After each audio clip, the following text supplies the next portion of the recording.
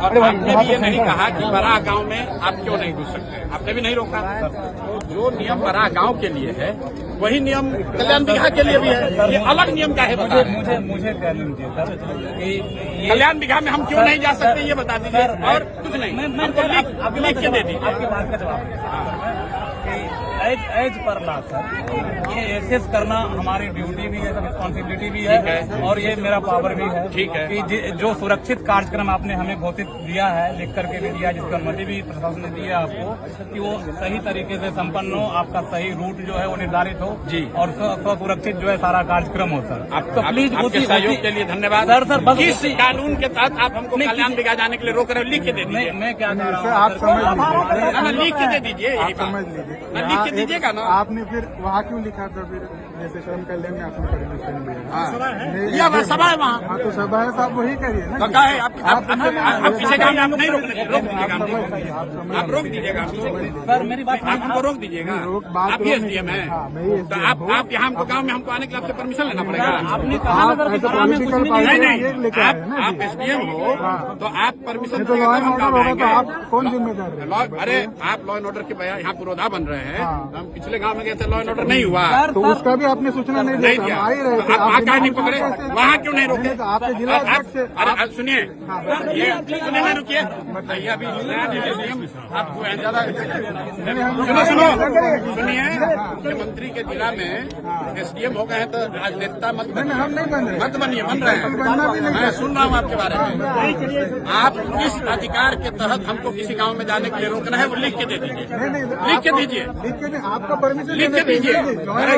राष्ट्रपति शासन है क्या? गाँव में जाने के लिए परमिशन, गाँव में जाने के लिए गाँव में नहीं जा सकते हैं। आप मालिक हो, दिखाइए कंप्लेन। अरे भाई पूछ लीजिए, नहीं दिखाइए कंप्लेन,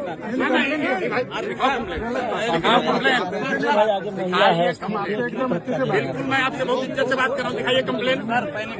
नहीं, अगर किसी गाँव वाले ने, देखिए मैं इतने देर से रुकनान से बात कर रहा हूँ, ये सुनो, रुकिए, माइक हटो। अफसर होने का रुआब दिखाने का आदत आप लोग को लग गया है, समझे ना, और आपसे कम पढ़े लिखे और अफसर नहीं है हम रोज पूरा बिहार में घूम रहे हैं, आपसे पूछ कर नहीं घूमेंगे।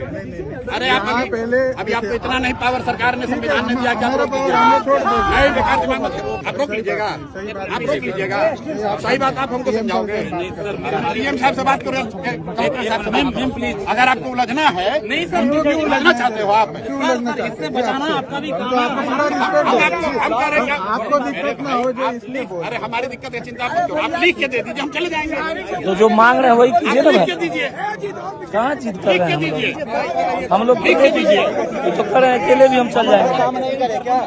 नहीं कोई नहीं बात, पीछे हो जाइए, हम आप काम कर रहे हैं, हम छोड़ दें, कोई नहीं बात, आप दीजिए हमारे, आप बिहार के सर को दीजिए। लोगों को बुला के धमकी देते हो, धमकी दोगे? नहीं मतलब एसडीएम है, आप लोगों को बुला के पॉलिटिशियन बनना चाहते हैं भैया, आप लोगों को बुला के धमकी दे रहे हो।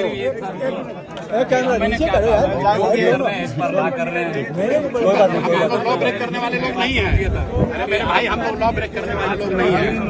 सर ये बताइए, हमको रोकना होता था, हम बिहार शरीफ में रोक देंगे। आपके रोकने से रुकेगा? नहीं तो हम बोल रहे हैं ना, आपके रोकने से रुकेगा? आप तो बड़े नेता है ना, सीजन पॉलिटिशियन आप इतने बिहार के साधारण लड़के हैं, और आप कभी प्रशासन में आए हो कि प्रशासन को अफसर चलाया?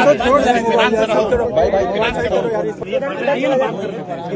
बात कर रही नहीं तो लिख के दे दीजिए, लिखवा के दे दीजिए, लिख के दीजिए, लिख कर दो, लिख कर दो, आपको 6 महीने बाद हम ही लोग आ रहे हैं, लिख के दो, नौकरी चली जाएगी, लिख के दीजिए, कानून बात कर रहे हैं, लिख के दीजिए। तो आप नेता, हम थोड़ी कुछ ना, अरे भाई आप लिख के दीजिए, क्यों नहीं जा सकते?